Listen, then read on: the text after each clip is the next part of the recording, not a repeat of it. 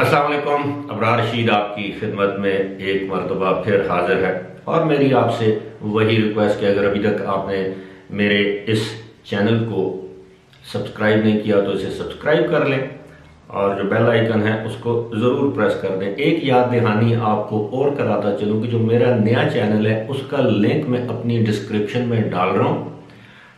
Channel का नाम मैंने अबरार रशीद के साथ से तब्दील करके सिविलियन रख दिया है, यानी एक आम सिविलियन जिस तरह नहीं हम कहते, क्योंकि मैं सोच रहा था कि बहुत से लोगों ने मुझे मशवरा भी दिया कि अगर मैं एक ही नाम से दो चैनल्स रखूंगा तो लोग कंफ्यूज होंगे। तो जो मेरा सिविलियन नाम का चैनल है मैं उसका लिंक दे रहा हूँ, तो मेरी आपसे रिक्वेस्ट ये है आप उसको ज़रूर सब्सक्राइब करें, अपने दोस्त अहबाब में भी शेयर करें। उसमें ज़्यादातर यानी 99% जो खबरें होंगी वो पाकिस्तान स्पेसिफिक होंगी। अब मैं सियासी मौज़ूआत पर जब मैं बात करूंगा तो ऑब्वियसली ज़रूरी नहीं कि हर शख्स मुझसे मुत्तफिक हो।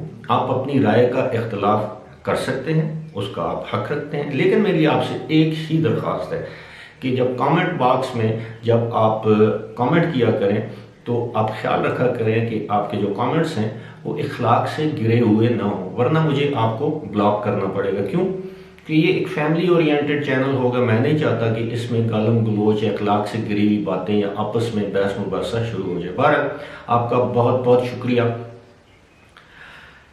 खबर ये है कि आप सब जानते हैं कि एक मरतबा फिर यूएई की गवर्नमेंट ने खुलकर ये ऐलान किया है कि 5 ममालिक के अफराद को अगर वो यूएई आएंगे या आना चाहते हैं तो उनके लिए 3 शराइत लाजमी हैं।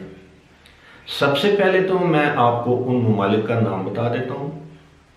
उनमें सर फहरिस्त पाकिस्तान है, दूसरे नंबर पर भारत है, तीसरे नंबर पर बांग्लादेश है, चौथे नंबर पर नेपाल है, 5वें नंबर पर अफगानिस्तान है।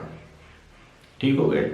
अब इनमें से 3 ममालिक जो हैं यानी अफगानिस्तान, पाकिस्तान और बांग्लादेश, ये इस्लामी ममालिक है। और आप सब जानते हैं कि भारत में भी मुसलमानों की एक बहुत बड़ी तादाद है, जबकि नेपाल को आप ये कह सकते हैं एक हिंदू रियासत है, या वहाँ पर बुद्धिस्ट भी हो सकते हैं।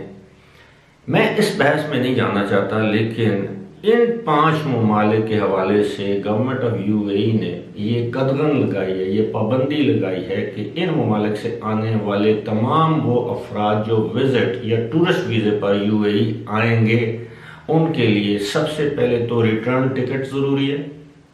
बात समझ आती है कि आप किसी भी मुल्क में जब विज़िट या टूरिस्ट वीज़े पर जाते हैं तो आपको एक मुकर्रर मुद्दत के अंदर वापस आना पड़ता है, जिसके लिए आपके पास रिटर्न टिकट का होना ज़रूरी है। दूसरी बात यह है कि आपके पास 2000 दिरहम होने चाहिए कम से कम।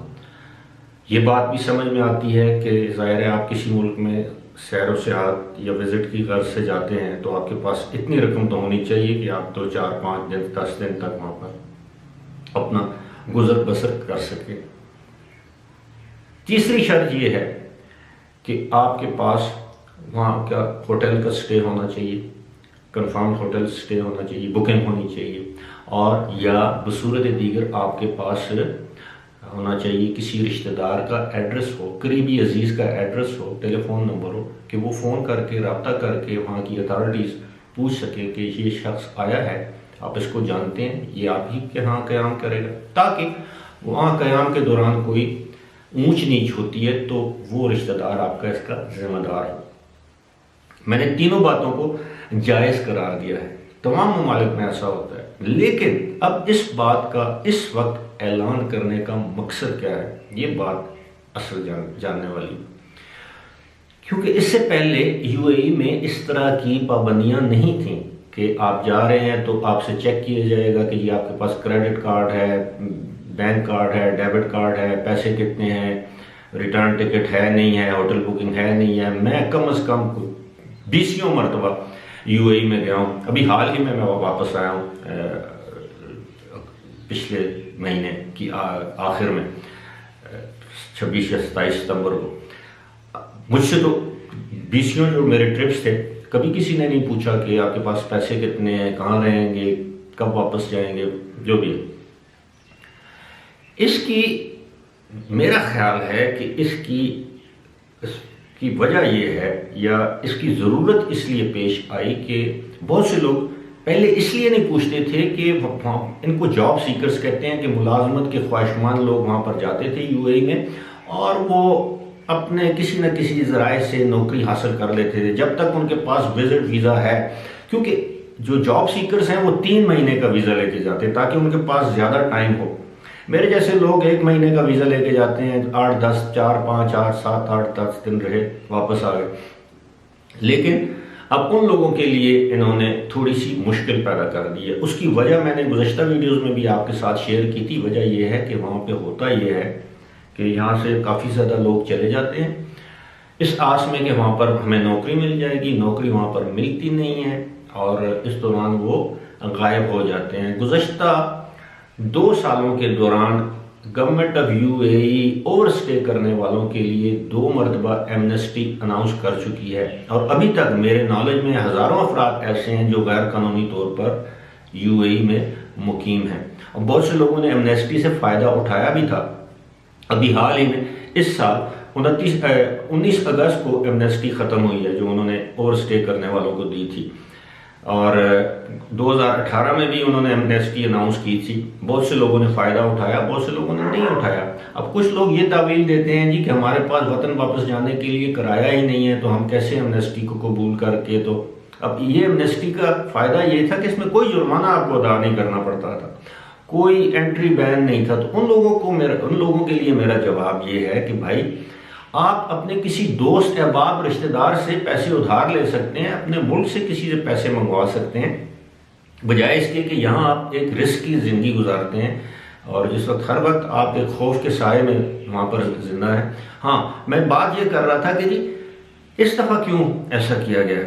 इस दफ़ा इसलिए किया गया है कि अथॉरिटीज़ के नोटिस में ये बात आई है कि बहुत से ऐसे लोग हैं जो अब भी वहाँ पर गैर कानूनी तौर पर क़याम किए हुए हैं या जो अब आ रहे हैं, ये मुमकिना तौर पर गैर कानूनी तौर पर क़याम करेंगे। ये इनको नौकरियाँ नहीं मिलेगी क्योंकि एम्प्लॉयमेंट की जो सूरत हाल है वो इतनी बेहतर नहीं है और बिलाखिर ये होगा, ये वहाँ पर गायब हो जाएंगे। इसलिए अभी तक आप यकीन करें गुज़श्ता 4 दिनों के दौरान 1200 अफराद को, यानी 1200 पाकिस्तानी अफराद को सिर्फ टर्मिनल 3 पर रोका गया। अब आपको पता है टर्मिनल 3 पे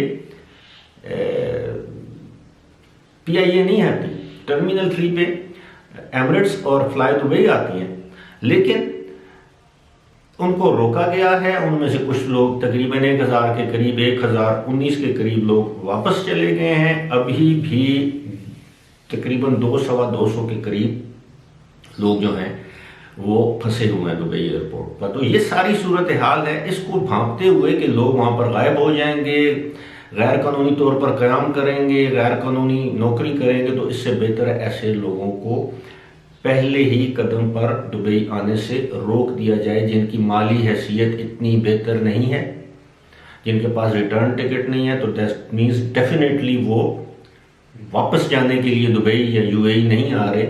जिनके पास 2000 दिरहम से कम अमाउंट है तो डेफिनेटली उन लोगों की माली हालत ठीक नहीं, जिनके पास होटल स्टे नहीं है, आगे किसी रिश्तेदार का अता पता नहीं है, तो ऐसे लोगों को दुबई दाखिल नहीं होने दिया जा रहा है। लेकिन सवाल ये है कि इसके लिए ये सिर्फ और सिर्फ ये 5 नेशनैलिटीज ही क्यों? क्या वहाँ पर फिलिपिनोज काम नहीं करते? क्या सूडानी काम नहीं करते? क्या श्रीलंकन काम नहीं करते? दूसरी नेशनैलिटीज़ हैं, क्या वो हमसे ज़्यादा अमीर लोग हैं? क्या वो हमसे ज़्यादा बेहतर कारकुन हैं? ये सवाल हमारी हुकूमतों को, मैं तो हुकूमत पाकिस्तान की बात करूँ, हमारी हुकूमत पाकिस्तान को यूएई अथॉरिटी से टेकअप करनी चाहिए। फ़िलहाल इसी के साथ मुझे दीजिए इजाज़त। खुदा हाफ़िज़।